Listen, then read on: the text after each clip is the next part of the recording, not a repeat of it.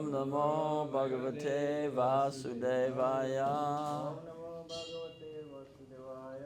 Om Namo Bhagavate Vasudevaya. Om Namo Bhagavate Vasudevaya. Dasya Jananjana Salakaya. Sanmilitam Yena Tasmai Anamano Vistam Stapitam Yena Bhutale Swam Rupa Kadamayam Dadati Swapadantikam Shivata Padakamalam Vaishnavam Sha Sirupa Sahajatam Tam Sijaya Vaitam Sapatum Vaitam Krishna Chaitanya Devam Sri Radha Krishna Padan Savina Lalita Sivisa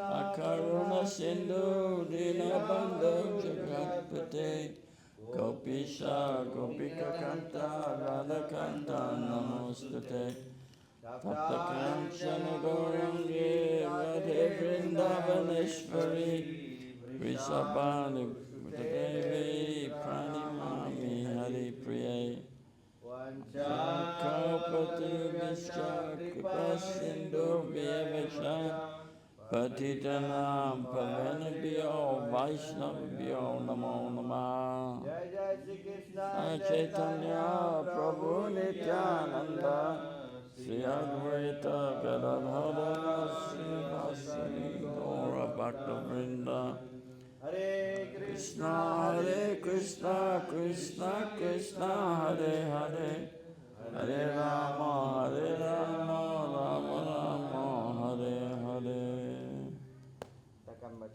They don't have to repeat the verse. Just have you got a microphone? Yeah. Yep. Okay, so we discussed a little bit. Yep, just chant the verse translation. Jadi kita hanya mengulang yang kemarin sudah disampaikan slokanya ya, sloka pertama. Jadi hanya saya menyampaikan, kalian hanya ini yang pulang ikut nggak perlu ikutin. Nistarata wacha dharma setre guru setre samaveta yutsava mamaka pandawa caiva kimantu ada sanjaya. Destarata berkata, wahai Sanjaya, sesudah putra-putraku dan putra Pandu berkumpul di tempat suci Kurukshetra dengan keinginan untuk bertempur, apa yang dilakukan oleh mereka? So, yesterday we spoke, we're still on first chapter, first verse. This verse spoken by Dhritarashtra. Ya, kita masih berbicara tentang bab pertama dari sloka pertama dari Bhagavad Gita ini, ya itu berbicara bagaimana Destarata harus menyampaikan ya dalam hal ini. And I want to speak on this one line because I think it's very important. Prabhupada says here, there it says one should read Bhagavad Gita, reading, right? Very scrutinizingly with the help of a person who is devotee of Sri Krishna and try to understand it without personally motivated interpretations. Ya, jadi saya akan membahas di satu penjelasan dari Srila Prabhupada bahwa di sini disampaikan dalam Gita Mahatmya dianjurkan agar seorang mempelajari Bhagavad Gita dengan teliti sekali melalui bantuan seorang penyembah Sri Krishna dan berusaha untuk mengertinya tanpa menafsirkan berdasarkan motif pribadi. So what's being said here is, okay, you can read this book, but you should read it in the association or the person who is a devotee of Krishna. Devotee of Krishna means, real devotee means, and in the beginning of 1989, as I said a few days ago when we went to Bhubaneswar, Gurudev said, we are not devotees, we are aspiring devotees. He said real devotees are Srila A.C. Bhaktivedanta Swami Prabhupada, Srila Bhaktisiddhanta Saraswati Thakur Prabhupada, Srila Gaurkishore Das Babiji Maharaj, Srila Jagannath Das Babiji Maharaj, Srila Bhaktivinoda Thakur, Srila Baladev Bidi Bisan, Srila Narottam Das Thakur, Srila Vishwanath Chakravarti Thakur, and I'll add to that list Srila Gogovinda Swami. That is the level of devotee we should be hearing from. This is all about hearing, and this hearing process means Shraddha Parampara or Shraddha Paramparya. Di sini dikatakan bahwa kita harus melalui bantuan dari seorang penyembah si Krishna ya, dalam menyampaikan, mendengarkan dalam hal ini mempelajari bahwa kita ini dari penyembah Krishna. Penyembah Krishna yang dimaksud seperti apa gitu.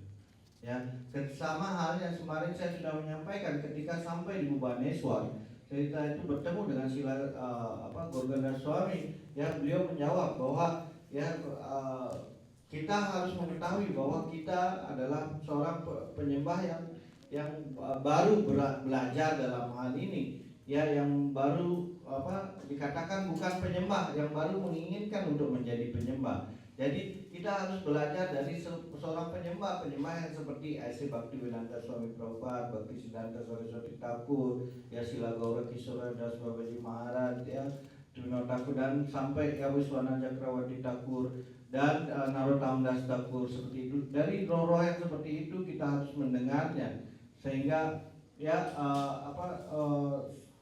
dan juga pada akhirnya kita mengetahui juga kita harus mendengar seperti kepada Sila Gorganda Swami Maharaj. So this process is all about hearing. Ya, jadi semua proses ini adalah tentang bagaimana untuk mendengar hal ini. And in that great classic, the Mahabharata, as I said last night, chapters 23 to 40 of the Bhisma Parva is the Bhagavad Gita, and it is Sanjaya is explaining it to the blind king Dhritarashtra. Ya, seperti yang kemarin saya sampaikan bahwa ya pernyataan ini adalah kejadian di perang ini itu disampaikan di Bhisma Parva dalam Mahabharata dari sloka 30 sampai 40 di sini, ya di mana Sanjaya menyampaikan ini kepada ya Raja Dhritarashtra yang merupakan raja yang Buddha. So Dhritarashtra is hearing from Sanjaya. Sanjaya is a mystic. In the Gita, Arjuna is hearing from Krishna. In the words of our Gurudev, Srila Gogovinda Swami said, Krishna took the position as Guru, and Arjuna took the position of disciple, and Krishna spoke the Bhagavad Gita, not just to Arjuna, to the whole world. Dan dalam penyampaian dari Sanjaya itu menyebutkan bagaimana percakapan ini adalah percakapan dua kepribadian yang sangat agung seperti itu, ya penguasa segala mistik yoga dan seperti itu, seperti Tuhan si Krishna yang menyampaikan di penyampaian ya tentang filsafat, ya tentang apa yang harus dalam kehidupan ini yang kita lakukan kepada Arjuna. Dalam hal ini beliau tidak hanya berbicara kepada Arjuna, tetapi berbicara kepada seluruh dunia. And in the Bhagavatam, Maharaj Pariksit is hearing from Sukadeva Goswami. Ya seperti di Bhagavatam juga bagaimana ya Maharaj Pariksit ya mendengar dari Sukadeva Goswami. And the whole of the Bhagavatam is questions and answers. Dan seluruh ya isi Bhagavatam itu adalah suatu pertanyaan dan juga jawaban. So, as I said, it's the whole process of hearing. It's Shraddha Parampara, Shraddha Paramparya. Just like it says in the Bhagavatam, Shravanam, Kirtanam, Vishnu, Smaranam, Padasevanam. First thing is hearing.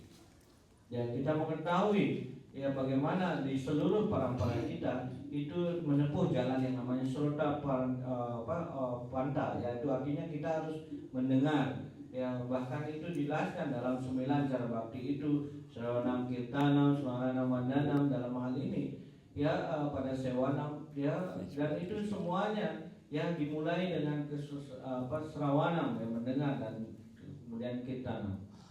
So that process of hearing is part of the process of the sampradaya pranali of the Gaudiyas, or the flow or the stream of the sampradaya.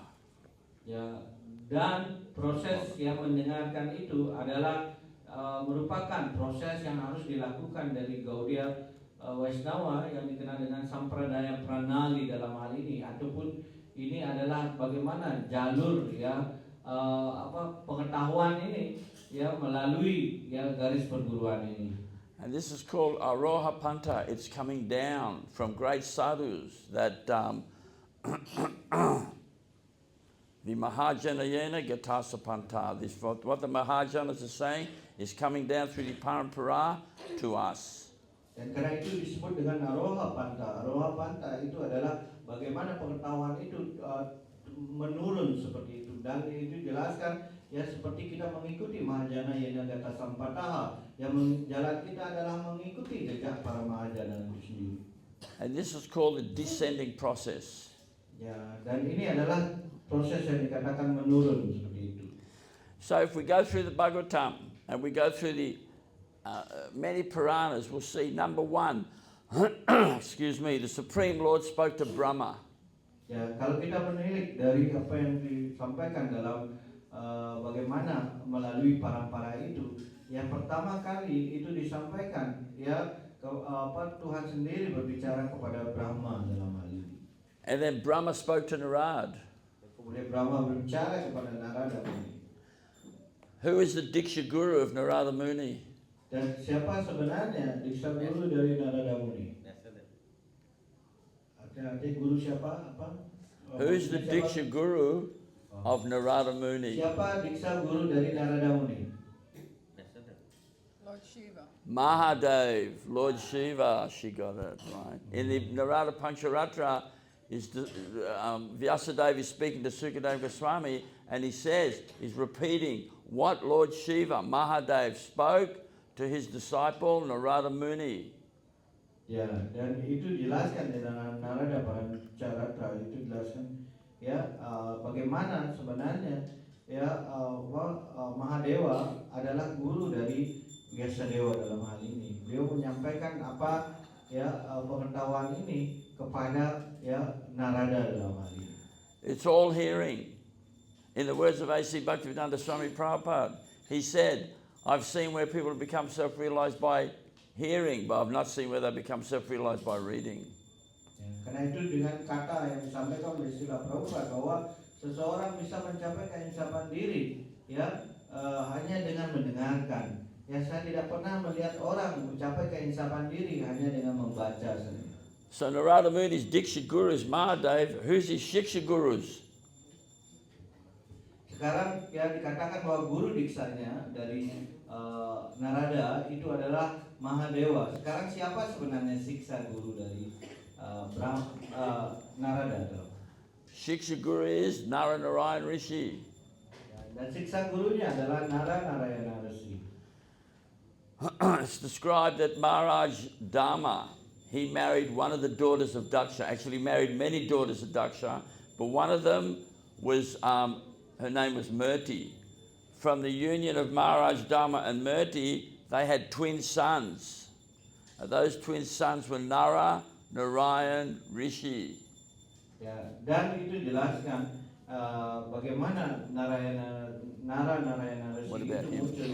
Itu adalah ya bagaimana ya seorang raja bernama Dharma kemudian ya dia menikahi seorang putri dari Daksha yaitu Murti ya, dan kemudian dari sana ya menghasilkan ya dua putra kembar seperti itu, dan itu adalah Nara dan Narayana. So from the union of Maharaj Dharma and his wife Murti, the twin sons were born Naranarayan Rishi. Naranarayan Rishi then went up to Badarik Ashram, up into the Himalayas, and performed great austerities. Ya, di mana pada pertemuan antara Maharadama dan ya istrinya Murti ini, dari putri Daksha ini, ya maka ya dijelaskan ya mereka menghasilkan ya di puncak Himalaya ini menghasilkan keturunan yang bernama Narayana. And those great austerities were meant for the benefit of every man, woman and child on planet Earth.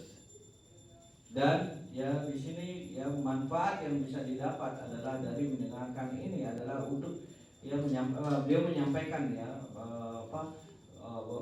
penyampaian ini adalah dimaksudkan untuk bermanfaat bagi seluruh masyarakat ya umat manusia. Because that's what sadhus do. Everything they do is to push back the Kali Yuga. Everything they do is for the benefit of all mankind. It's not just benefit for him or benefit for her or benefit for them but not for her or not for them. But no, it's for everybody. This is the non-sectarian mission of Mahaprabhu. But Mahaprabhu did not discriminate. Good, bad, ugly, tall, thin, short, whatever. Ya, jadi itulah yang dilakukan para sadhu. Ya, ketika beliau menyampaikan tentang tentang ajaran dari apa yang disampaikan Tuhan sendiri, itu untuk manfaatnya, untuk tidak hanya untuk satu orang, apakah laki-laki, perempuan atau tidak, tetapi ini adalah untuk umat manusia, tidak memandang apakah badannya tinggi, rendah, ya kurus, gemuk, seperti itu. Tidak ada diskriminasi dalam hal ini. Ini adalah dimaksudkan untuk bagaimana manfaat bagi seluruh umat manusia. So when Narada Muni found out that Naranarayan Rishi had taken birth and they'd gone to the Himalayas, they'd gone to Badrik Ashram, he immediately left for that place and went looking for them until he found them. Ya. Dan seperti dijelaskan Naranarayan Rishi kemudian langsung pergi meninggalkan tempat mereka tinggal dan pergi ke Badrik Ashram menuju seperti itu, di mana mereka tidak bisa lagi ditemukan oleh keluarganya dalam hal ini. And from Naranarayan Rishi, Narada Muni learned all the Puranas. Ya, dan dari sinilah Narada Muni belajar dari Narayana Rishi ini dari belajar tentang semua Purana.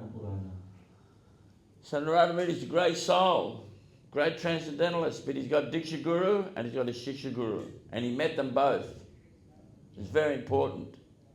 Narada Muni adalah orang yang sangat agung dan ia bertemu dengan guru diksanya dan juga siksa gurunya dalam hal ini. Ini untuk menunjukkan kedua hal ini sangat penting dalam hal ini.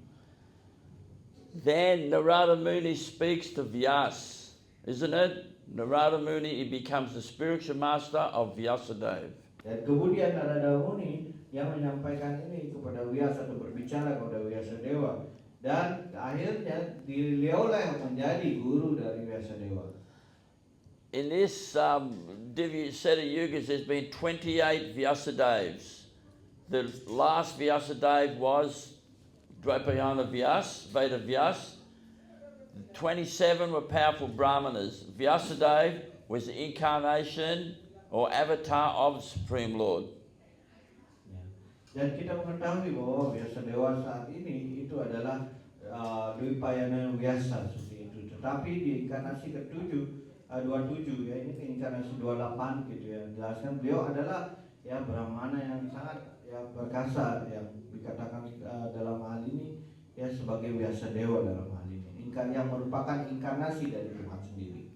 And he was Shaktivesh. Shaktivesh means empowered by the Supreme Lord to perform a certain function.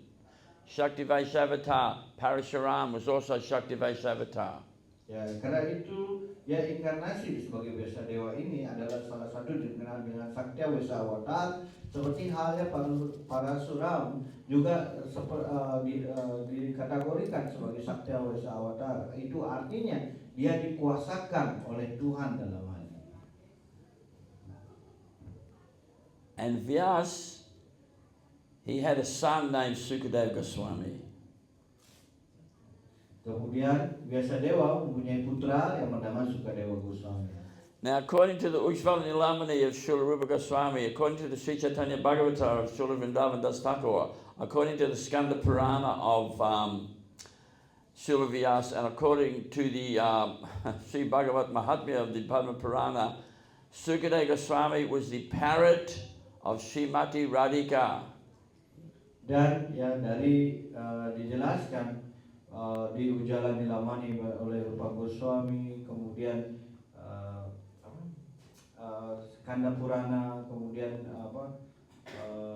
itu semuanya menceritakan bahwa bagaimana Narada Muni ini Vyasadeva ini Sukadeva Goswami ini adalah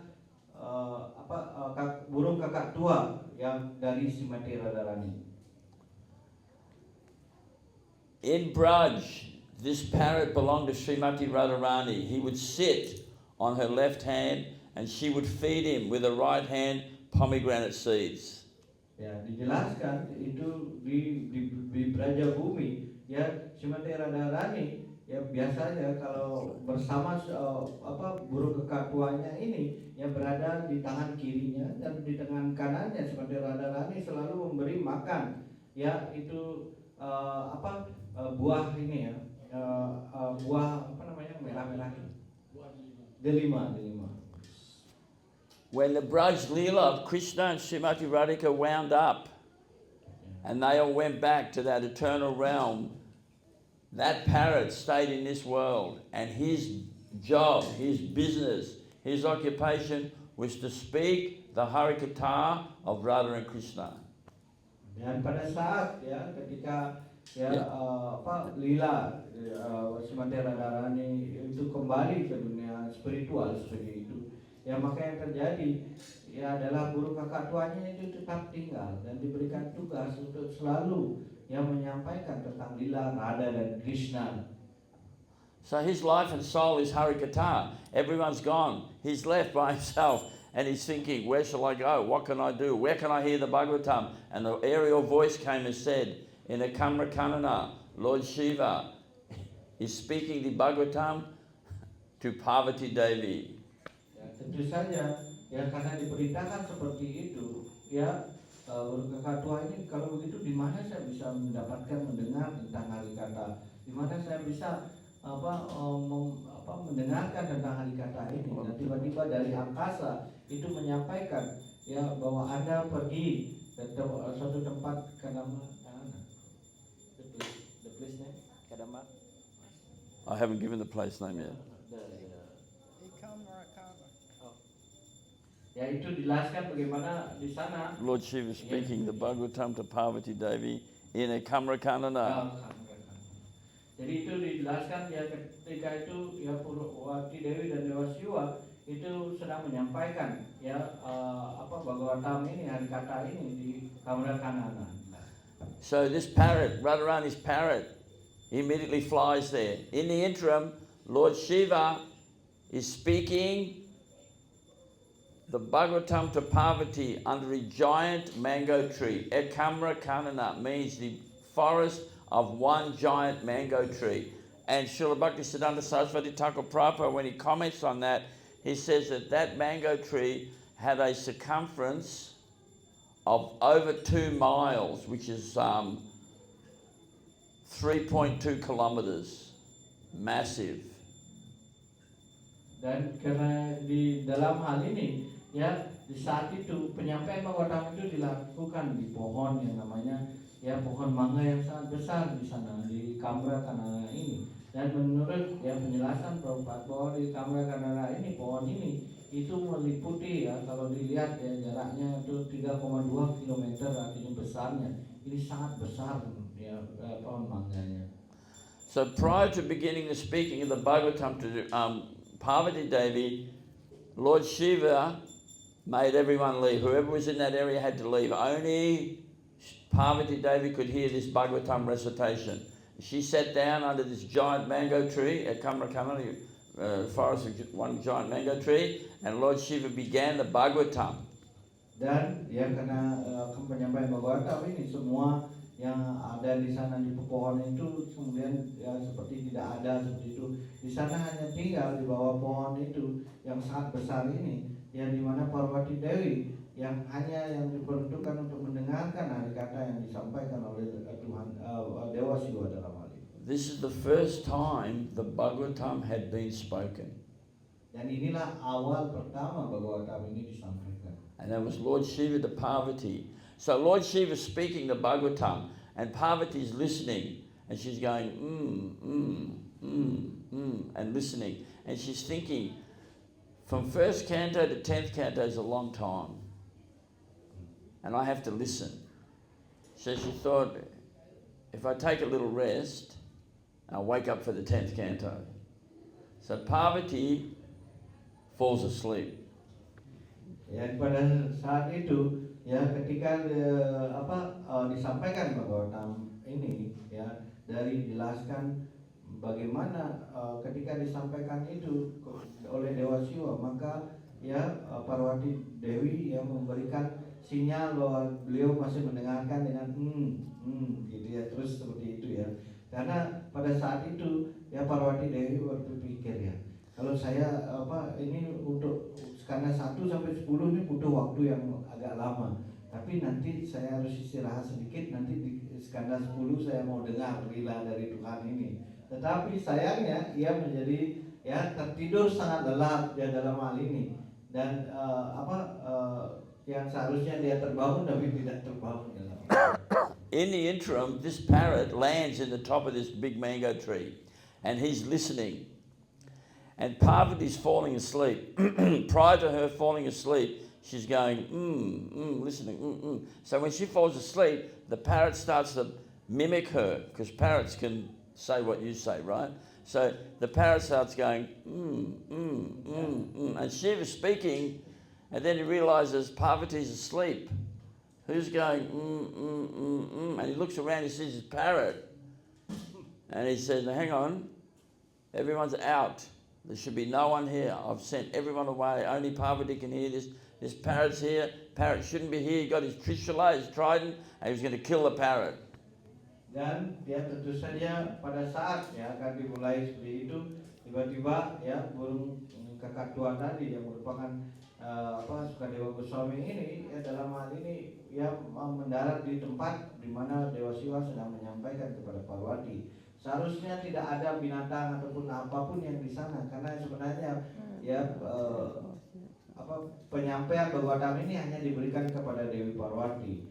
Tetapi pada saat itu ya ketika Dewi Parwati ya sambil ya untuk istirahat gitu ya, sambil mendengarkan dari suaminya yang dimana dia sudah terlelap, tapi untuk ya sambil ya meniru agar dia tetap terasa bagi Dewa Siwa dia masih mendengarkan, maka dia dan ya ketika itu melihat hal ini adalah kebiasaan dari kakak tua, yaitu meniru apa yang dilakukan ya pada orang seperti itu yang dilihatnya. Karena itu ya ketika sudah terlelap ya, karena itu burung kakak tua ini masih melanjutkan ya. Dan Dewa Siwa menjadi yang melihat ketika Parwati tertidur lelap ya, siapa yang berbicara dan kemudian dilihatnya adalah burung kakak tua ini, karena itu Trisula ya diangkatnya. Saya sudah menyampaikan semua orang harus pergi dari tempat ini, atau semua makhluk harus pergi, hanya diberikan kepada Parwati. Karena itu dia mengangkat Trisulanya menyerang menembakkan kepada ya burung kakak tua ini. So that parrot, he flies away. He's very scared, he's flying. And he heads straight to Badrik Ashram, where Vyas is. He goes to the Samya Pras Ashram, where Vyas has his ashram. And at that point, Vyas is speaking the Bhagavatam to his wife, Vartika Devi. And she's listening, and she's intently listening, and she's going, oh. And that parrot, he flies straight into her mouth. Jai Shri Shri Radha Riki Jai Shri Jai. Flies straight into her mouth and enters her body and stays there. In the interim, Shiva's running. And he's got his Trishula and he wants to kill the bird. And Vyas, he races out and he speaks to Lord Shiva and he calms him down. Then Lord Shiva goes back to Akamrakanana and he carries on the recitation of the Bhagavatam to Parvati. So there's Shiva is speaking to Parvati. He's speaking, she's hearing. Vyasadeva is speaking the Bhagavatam to his wife. He's speaking, she's hearing. Now that parrot is inside the body of Vartika Devi, Vyasadeva's wife, and he's hearing the Bhagavatam again. He heard from Lord Shiva some, and now he's hearing from Vyas. It's all hearing. Don't think it's anything else. The most important thing is hearing. So this parrot is now lodged itself in the body of Srila Vyasadeva's wife. Ya tentu saja karena ketakutan yang dilemparkan Trisula untuk mengejarnya, ya untuk membunuhnya, seperti itu dia burung kakak tua ini kemudian lari sampai ya mencapai Badrak Ashram, Samya Ashram, di mana Vyasadeva pada saat yang sama sedang menyampaikan Srimad Bhagavatam ini kepada istrinya, dan istrinya yang mendengarkan juga ya seperti Parwati Dewi, tetapi dalam mulut dari gitu ya, tertegun dengan mendengarkan tentang apa lila dari Bhagavatam, apa penyampaian Bhagavatam ini. Dan pada saat itu karena itu dia langsung masuk ya, burung kakak tua ini langsung masuk ke dalam mulut dari istri dari Vyasadeva dan kemudian masuk ke dalam ya perut dari istrinya. Dan karena itu pada saat itu ya pada saat yang bersama Dewa Siwa mengejar ya kakak tua ini sampai kepada Ring Ashram gitu. Karena itu begitu melihat itu Vyasadeva kemudian dia mau berusaha menenangkan Vyasadeva ya apa yang terjadi seperti itu. Dan di sini kita mengetahui akhirnya ya menjadi tenang, Dewa Siwa kembali ya ke tempatnya dijelaskan Kamra Kanana itu dijelaskan kemudian di sana ya beliau sebenarnya posisinya beliau menyampaikan kepada Parwati di saat yang sama biasa Dewa menyampaikan kepada istrinya dan di sini kita melihat ya bagaimana kesempurnaan dari kakak tua itu sendiri ya bahwa tidak ada yang lain dilakukan selain hanya mendengar saja. Pada akhirnya nantinya menjadi putra dari Vyasadeva ini. So this parrot is now lodged himself in the body of Srila Vyasadeva's wife, and he sits there for 12 years.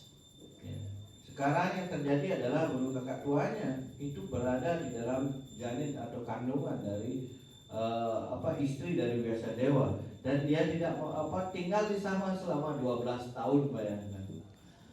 And Vyasa is saying, well, you have to come out, and the parrot says, I'm not coming out. Maya's out there. I won't come. Dan kemudian ya ketika itu Vyasadeva menganjurkan, wahai ya ada kepribadian yang ada di dalam kandungan istri saya ini, tolong keluar saja. Ya karena itu ya bagaimana Anda pun harus keluar, tetapi ya janinnya itu mengatakan saya tidak mau keluar. Nanti kalau keluar saya kena pengaruh dari Maya Dewi, pengaruh Maya. So it became so serious. Vyasadeva went to Dwarka to speak to Krishna and said, I have a problem. This child won't come out. He's been in the body of my wife for 12 years. Dan kemudian ya Vyasadeva berbicara bagaimana ya mungkin dalam hal ini ya ada ya burung kakak tua yang masuk ke dalam ya janin istri saya, dalam kandungan istri saya dan tidak mau ya keluar selama 12 tahun dalam hal ini. So Krishna came with Vyasa. He went to the ashram of Vyasa and he speaks to Sukadeva Goswami. Ya, ketika itu Vyasadeva menyampaikan ini kepada Krishna dan karena itu Krishna datang ya ke tempat ashram dari Vyasadeva dan berbicara kepada dalam hal ini Sukadeva Goswami yang ada di janin istri dari Vyasadeva. So that parrot has become Sukadeva Goswami. He is in the body of Vyasa's wife. Krishna has to come and say to him, please come out here. No, I won't come. Maya's out there. And Krishna says, no, come out. I'll protect you. Ya, tentu saja ya yang burung kakak tua yang merupakan Sukadeva Goswami itu di dalam ya perut kandungan dari istri dari Vyasadeva ya pada saat itu ya Krishna menyampaikan ya Anda yang ada di kandungan ya dalam istri dari Vyasadeva ini tolong Anda ya keluarlah dari badan dari istri dari Vyasadeva ini ya kemudian yang merupakan sekarang menjadi Sukadeva Goswami mengatakan tidak saya tidak ingin keluar karena saya akan kena Maya. Dan karena itu Krishna menjaminnya, silakan Anda keluar, jangan khawatir, saya akan memprotek Anda, melindungi Anda dari Maya ini, tenaga Maya yang ada di luar. After 16 years, Sukadeva Goswami takes birth from the wife of Srila Vyasadeva. Ya, dan kemudian ya itu memerlukan waktu sampai akhirnya mencapai 16 tahun di dalam kandungan ya istri dari Vyasadeva. Ya, untuk bisa keluar dari janin ya dari kandungan dari istri dari Vyasadeva. But Sukadeva Goswami is totally unattached. Right? Dan di sini ditunjukkan bahwa ya Sukadeva Goswami itu ya dikatakan tidak terikat. He doesn't care about society, friendship, home and the rest. He's not interested. Ya, Sukadeva Goswami ini tidak tidak tertarik dengan apa yang dikatakan rumah, masyarakat, dan hal-hal yang sifatnya ya duniawi. He doesn't wear any clothes. He's totally blue and he's got matted locks. Ya. Dan ya dijelaskan bagaimana badannya ya sebenarnya itu tanpa pakaian sehelai pun dalam hal ini, dan itu warnanya kebiru-biruan ya, badan dari Sukadeva Goswami, dan itu juga memakai ya dijelaskan ya tanpa busana sehelai pun dalam hal ini.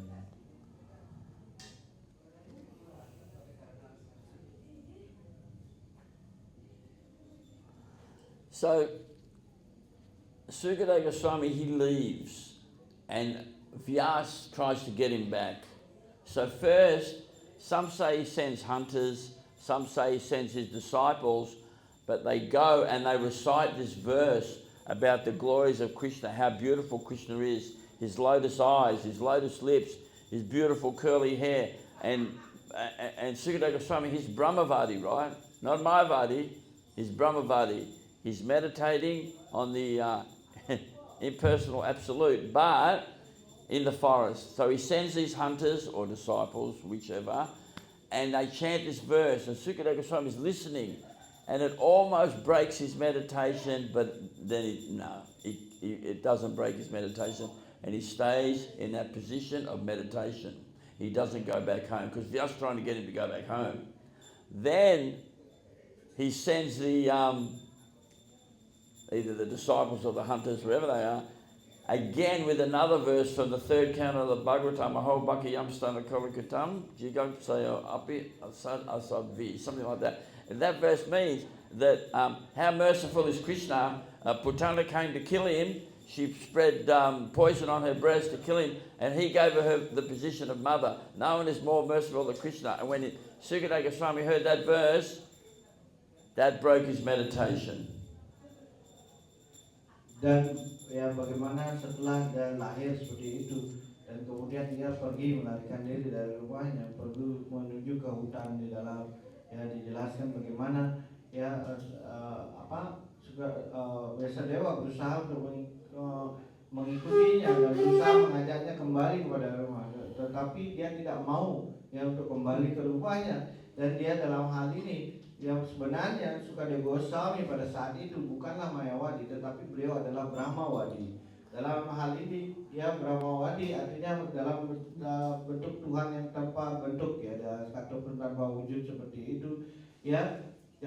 Dan kemudian ya dijelaskan di dalam Bhagavatam, ya dijelaskan satu sloka tentang bagaimana ya Tuhan si Krishna ya Aho Bhakko, ya itu dijelaskan bagaimana Tuhan si Krishna ya meski membunuh Putana ya, dan kemudian ya bahkan yang memberikan pembebasan kepada orang yang membunuh seperti Putana dengan meracuninya, dia bisa memberikan ya Putana ya. Dan mendengar sloka ini, kemudian ya meditasi yang dilakukan oleh Sukadeva Goswami yang di hutan saat itu tiba-tiba pecah karena mendengar sloka yang sangat indah seperti itu. So the Supreme Lord speaks to Brahma. Brahma speaks to Narada Muni. Narada Muni's Diksha Guru is Mahadev. His Shiksha Guru is Naranarayan Rishi. Narada Muni's disciple is Vyasadeva. Vyasadeva, they're all speaking Harikatha to each other. Vyas speaks to Sukadeva Goswami, and he also speaks to Madhvacharya. And then when Sukadeva Goswami leaves and he enters the assembly of Maharaj Parikshit, and he sits down and speaks the Bhagavatam, again we're seeing that someone is speaking to someone. The great sage Sukadeva Goswami is speaking the Bhagavatam to Maharaj Parikshit. This process is the process of Shrota Parampara's process of hearing. That's our position. Our position is hearing. And I'll try and get to that point of why it's so important. Ya, dan sebenarnya ini kita mengetahui bahwa ya pengetahuan ini disampaikan Tuhan Sri Krishna kepada Brahma, kemudian Brahma sendiri menyampaikan ya kepada Narada, dijelaskan ya bagaimana pengetahuan selain Brahma ini juga diketahui oleh Narayana Rishi dalam hal ini, dan juga Mahadewa juga kepada Mahadewa seperti itu. Dan kemudian Narada mendengarnya dari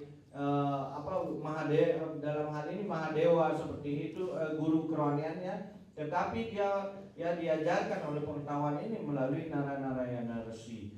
Dan kemudian dari sana kemudian dia di mana Sukadeva Goswami itu juga mendengar dari penyampaian dari Dewa Siwa dan Parwati dan Vyasadewa dengan pada istrinya. Dan kemudian dalam hal kemudian selanjutnya ketika itu kemudian penyampaian ini disampaikan kepada Parikesit Maharaj. Parikesit Maharaj, di mana yang ingin saya tekankan bahwa kita ini ingin menekankan bagaimana pengetahuan ini melalui mendengarkan. Dan itu dengan dikenal dengan Srota Parampara. Itu kita harus mendengarkan pengetahuan ini melalui parampara ini ataupun dari garis perguruan tersebut.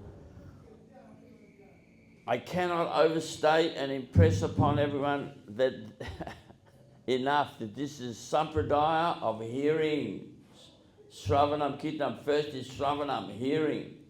Dan karena itu saya hanya ingin memberikan impresi ataupun suatu hal yang paling penting di sini adalah bagaimana parampara yang mendengarkan, dalam hal ini parampara kita berdasarkan mendengarkan, itu yang dimaksud.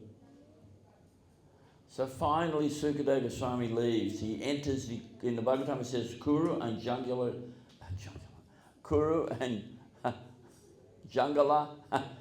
countries. And the people in general see him and they think he looks like a retarded, dumb, mad person. Dan seperti halnya Sukadeva Goswami itu dijelaskan bagaimana ketika melalui daerah yang bernama Kuru dan Janggala, itu seperti orangnya ini adalah orang yang kelainan jiwa dan juga ataupun orang yang gila seperti itu. He doesn't wear any clothes. He's blue. He's got matted locks. Dan itu beliau bagaimana penampakannya, badannya berwarna biru, tidak pakai selai pakaian pun, dan juga dijelaskan rambutnya yang panjang itu dibuat seperti ini ditaruh sedemikian rupa seperti itu, seperti berandal itu namanya, digusung seperti itu. And he enters, and he ends up entering into the assembly of Maharaj Pariksit, where everyone is discussing, so many sages, rishis, munis, sadhus, Vaishnavas, they're discussing. Maharaj Pariksit has 7 days to live. What should we do? And they see Sukadeva Goswami and they say to him, they ask him, what should we do? And Sukadeva Goswami says, hear the Bhagavatam. Maharaj Pariksit should hear the Srimad Bhagavatam.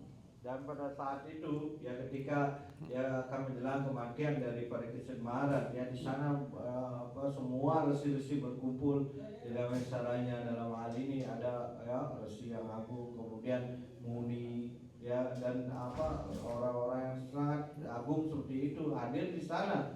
Dan pada saat itu ketika para semua resi yang ada di sana, kemudian Parikesit bertanya apa yang bisa dilakukan dalam waktu yang sangat singkat ini atau menuju kematian ini.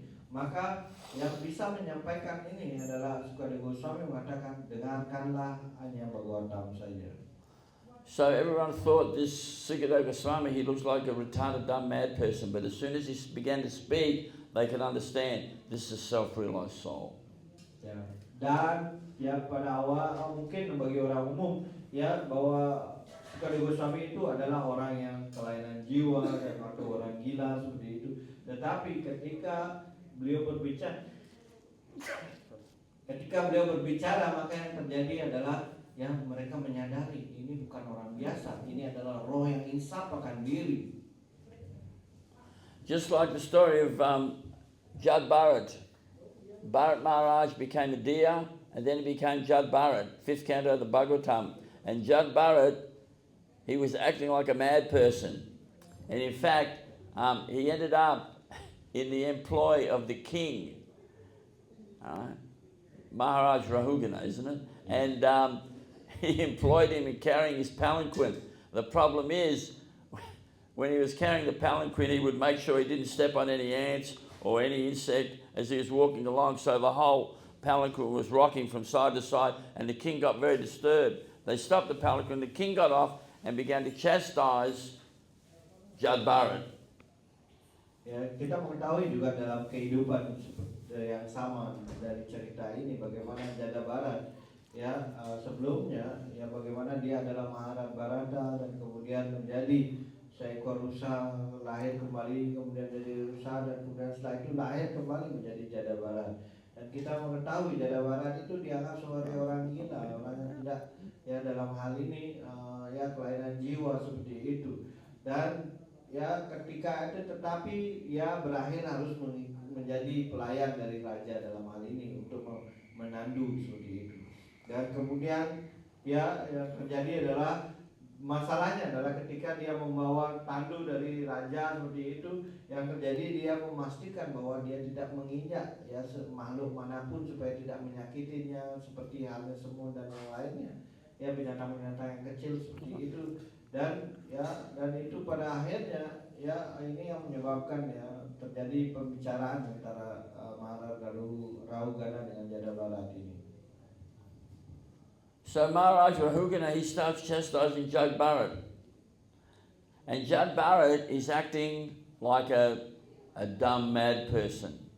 He did not want anyone to know his true position. He's Bhagavat Paramahamsa. But he was Bharat Maharaj. He fell down as a deer, took birth as Jad Barad. He didn't want to say anything to anyone. But as this king was speaking, Jad Barad began to speak. And as Jad Barad began to speak, same as with Sukadeva Goswami, Maharaj Rahugana realised this is a self-realised soul. And that's when he made a famous statement. He said, I'm not really scared of the thunderbolt of Indra. I'm not scared of the Trishula of Lord Shiva. I'm not worried about the weapons of Kuvera, but I'm scared of Sadhu Ninda. I'm scared of offending sadhus, and I'm scared of offending real Brahmins. And you, sir, are a self-realised soul. You are a real Brahmin, and I don't want to offend you. He realised this is a self-realised soul. And that is the clincher. This is very important. So then he had to pay Dandavats. The same as Sukadeva Goswami. He looked one way when he spoke, yes, self-realised soul. Jad Barad looked dishevelled like a mad person, but when he spoke, he's self-realised soul. Dan bagaimana ya pada saat itu ya Maharaj Rahugana memarahi ya karena kejadian ketika dia berusaha melangkah dengan menimbulkan goncangan dalam tandunya seperti itu, dan itu akhirnya memarahinya.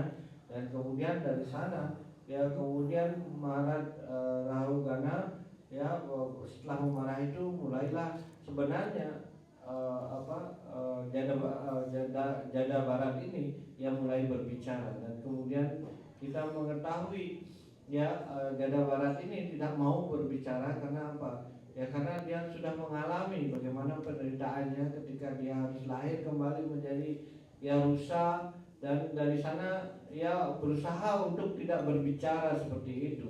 Tetapi ketika setelah memarah ini ya mulailah berbicara ya Jada Barat ini, dan kemudian dia menjadi sadar bahwa ini yang berbicara ini adalah roh yang sangat agung seperti itu.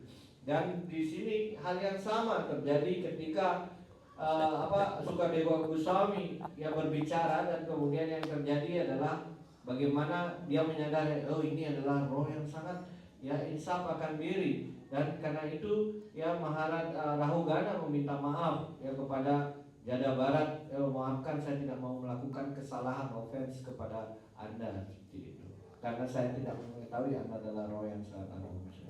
So that self-realised soul, that great transcendentalist from birth, Sri Sukadeva Goswami, he's now sitting at the assembly of Maharaj Pariksit, and he's speaking the Bhagavatam. Maharaj Pariksit is listening, and Sukadeva Goswami is speaking. And this is what Srila Bhaktisiddhanta Saraswati Thakur Prabhupada said, and I quoted it yesterday, and he said, the only access I have to reality is what I have heard sitting at the lotus feet of my spiritual master. The sadhu is there speaking, and we are sitting at his feet hearing. This is a living process. In the words of my Gurudev, it wasn't different 5,000 years ago and different now. No, same process. Sadhu is there speaking, and we are sitting at his feet listening. That is the only access to reality. And in the words of Bhaktisiddhanta Saraswati Thakur Prabhupada, the Hari Kirtan and the Hari Katha of the Supreme Lord are the only reality. Anything outside that is the screaming of a she-jackal. Dan ya bagaimana inilah sebenarnya poin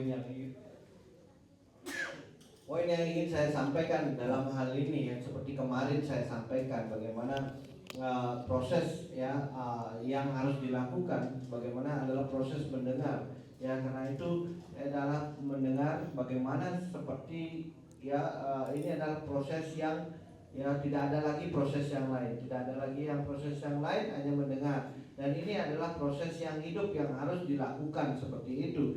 Ya, maka itu saya kemarin sudah menekankan bagaimana proses ketika Anda mendengar, ketika kita mendengarkan itu kita harus mendengarkan di bawah ya kaki Padma Guru Kerohanian. Ini maksudnya bagaimana guru menyampaikan kita harus mendengarkan ya di kaki Padma Guru Kerohanian, dan proses ini adalah proses yang harus dilakukan. Tidak ada proses yang lain yang bisa digunakan, hanya mendengar ya di bawah perlindungan kaki Padma Guru Kerohanian.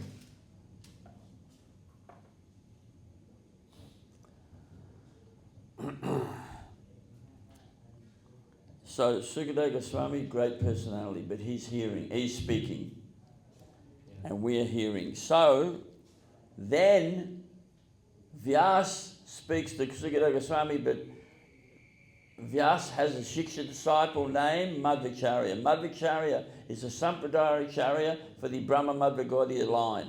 He's a great personality, but his Shiksha guru is Vyas. He goes to Badrik Ashram, he goes up to Samya Prasashram, he meets Vyas, he offers him his commentary on the Bhagavad Gita, and Vyas gives him Shalagram Shila, Astamurti, and he takes Vyas as his Shiksha guru. Seperti halnya bagaimana ya proses tadi dijelaskan hal yang sama ya, ketika Vyasadewa juga punya seorang murid yang lain yang namanya ya Madhva Acharya. Madhva Acharya ini adalah sebenarnya garis lain yang sangat jauh dari dari Vyasadewa, dan itu dijelaskan bagaimana ya beliau ya mengetahui untuk membuktikan komentar yang telah dibuatnya dalam mengenai Bhagavad Gita ini. Beliau pergi ke Himalaya dan di Samya Ashram ini, bagaimana di tempat Vyasadewa beliau mempersembahkan yang dikatakan hasil dari kerjanya untuk dikoreksi seperti itu. Dan kemudian ya di sana Vyasadewa kemudian melakukan hal ini, mengkoreksi hal itu, dan pada saat yang sama memberikan salagram sila kepada Sila Vyasadewa, dan kepada Vyasadewa ya salagram ini ya dijelaskan untuk di dalam hal ini memuja, dan karena itu ya dikatakan Madhva Acharya juga mengambil siksa dari Vyasadewa. So Madhvacharya is considered Shakti Vaishyavatar, right? Powerful personality. At the age of 5, he said to his father, I will defeat the philosophy of Sankaracharya. And his father said, I don't think so. 5-year-old boy, what can he do? And his father said, if my cane, my walking stick, turns into a fig tree, I'll believe you. So Madhvacharya is 5-year-old boy, right? Yes. He grabs that cane of his father, plants it in the ground, and it becomes a fig tree. Ashvata tree, and giving fruit, nice fruit. And the father could understand this is a great personality. He could understand this is the personality that will defeat Sankaracharya's Mayavad philosophy. Dan di sisi lain, ya Madhva Acharya itu dikenal Sakti Avatar, artinya dikuasakan oleh Tuhan sendiri dalam hal ini. Dan bagaimana ya lila beliau masih kecil, umur 5 tahun, ya bagaimana pada saat itu beliau berbicara bahwa kepada ayahnya, saya akan mengalahkan filsafat daripada Sankaracharya. Dan karena itu ayahnya, apa yang bisa disampaikan anak yang berusia 5 tahun? Ya kalau kamu memang benar-benar hebat, ya dikatakan ini ada ya batang cabang ranting dari pohon aswata ataupun yang pohon yang pit ya, itu jelaskan. Kemudian kalau Anda bisa menaruh ya benih ini ya kemudian bisa tumbuh seperti itu, maka ya saya akan mengakui kamu bisa mengalahkan sangka ajaria seperti itu. Dan kemudian pada wacaranya mengambil dan kemudian menaruhnya di tanah, kemudian tumbuhan ini tumbuh langsung seperti itu. Dan kemudian ayahnya baru menyadari, wah ini beliau memang benar, memang dia akan bisa mengalahkan sangka ajaria. Then some say he took initiation at 5, some say at 6. His guru was Achyuta Pragya. One day his guru was attacked by a tiger. Madhvacharya attacked that tiger and beat that tiger, and that tiger had to run away. That's how strong he was. Dijelaskan ya, beliau mempunyai umur 5-6 tahun itu sudah mengambil guru Pranya dan sudah Pranya dijelaskan. Dan di sana pada saat suatu ketika gurunya diserang oleh ya harimau seperti itu, dan kemudian yang terjadi adalah ya anak ini ya kemudian malah melawan harimau yang sangat perkasa seperti itu ya, dan dijelaskan mampu mengalahkan harimau. Dan Anda dari melihat ini bagaimana perkasanya anak ini, bahkan bisa mengalahkan harimau yang untuk melindungi gurunya. Another time his father had a debt that he couldn't pay. So Madhvacharya, he got tamarind seeds and he turned them into coins, into money, and he paid off his father's debt. Dan suatu ketika ya di keluarganya, ya ayahnya terutama dia berhutang seperti itu dan harus membayar hutang kepada ya yang meminjamkan itu. Dan pada saat itu ya dia meminta ya bagaimana orang tuanya tidak percaya dia bisa membayar ya hutang yang ayahnya ini. Karena itu dia meminta ya segenggam dari pohon asam itu, ya dari buah asamnya itu, dan kemudian mengubahnya jadi koin emas seperti itu untuk bisa membayar utang dari ayahnya. And he took sannyas at the age of 12. Dan kemudian dia mengambil sannyasi umur 12 tahun. And then left home. Dan Think about it. Dan kemudian meninggalkan rumahnya. Anda pikirkan saja. And then he began discussing and defeating all the Buddhists.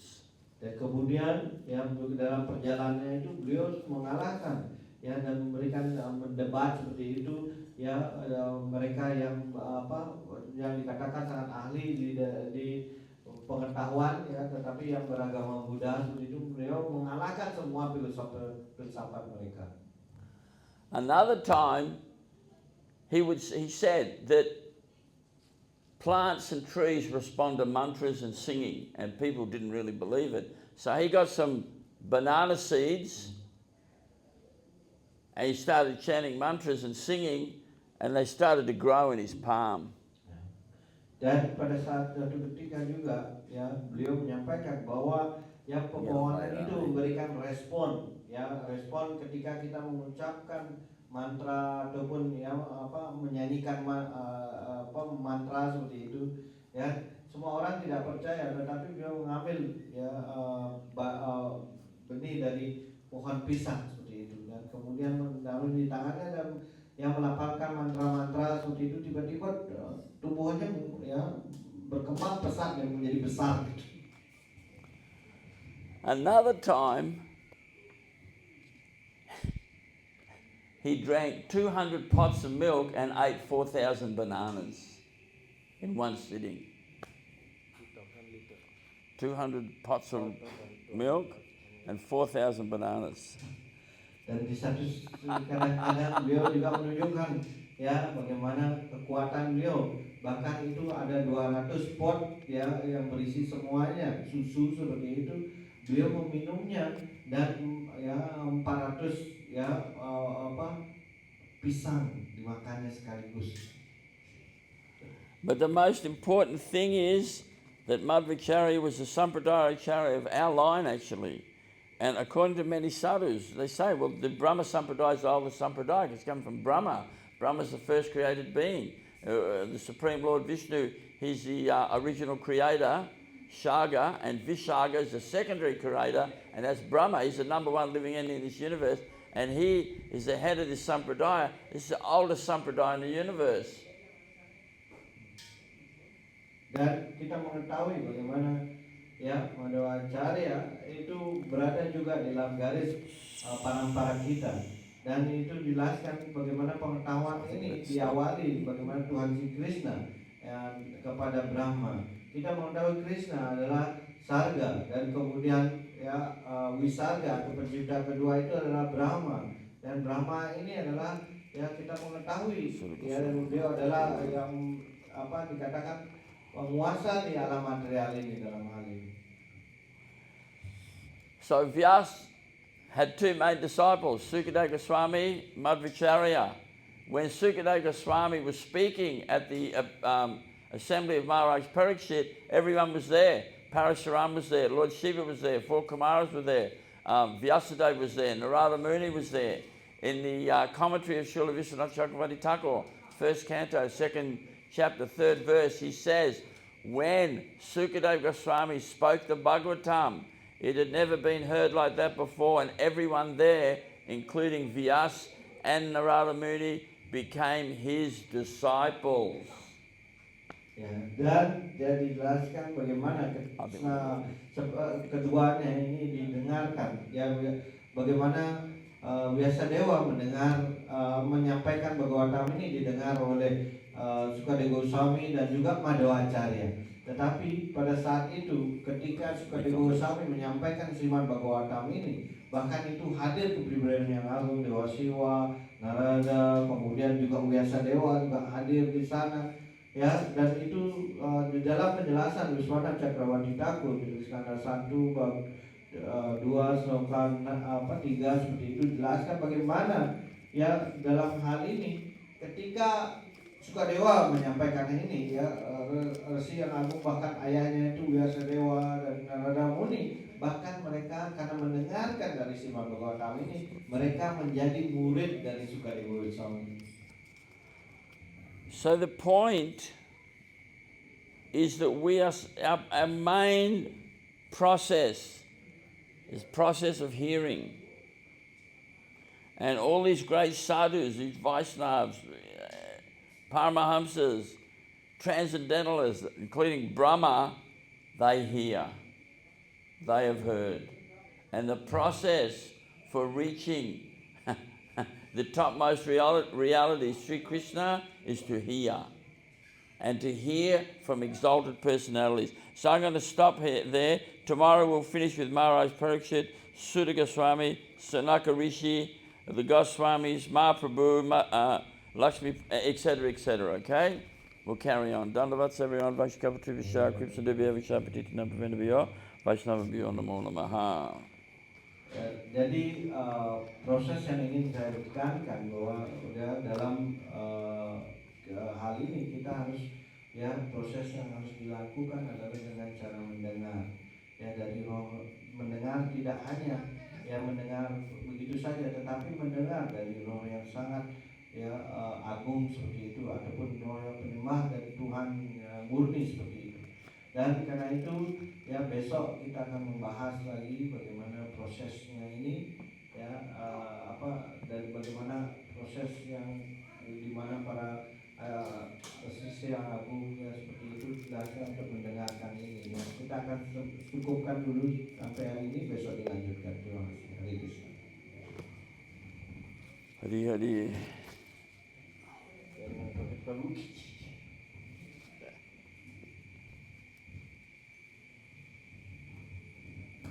And one other thing, we can speak, but all we can do is Guru Kirtan, right? We can speak what we have heard. But when real sadhu, real Vaishnava, real Mahajana speaks, something else happens, and we'll discuss that tomorrow night. Okay? Ya, jadi sekarang kita mungkin mengetahui bahwa yang kita lakukan saat ini hanya berusaha mengulang apa yang disampaikan, ya begitu ya, seperti itu. Tetapi kita besok akan membahas ketika Sup ya, Sakti satu yang berbicara apa yang terjadi, hal lainnya yang terjadi. Ya, jadi kalau kita hanya berusaha mengulang apa yang disampaikan kami, tetapi kalau satu berbicara apa yang lainnya terjadi ketika dalam penyampaian disampaikan oleh seorang kami. Srila Gurudev ki, Ya. Srila Prabhupada ki, Jai. Sukadeva Goswami ki, Jai. Srila Vyasadeva ki, Jai. Narada Muni ki, Jai. Nitai Gaura Premanandi, Hari Hari Bolo. Thanks, Prabhuji. You did a great job.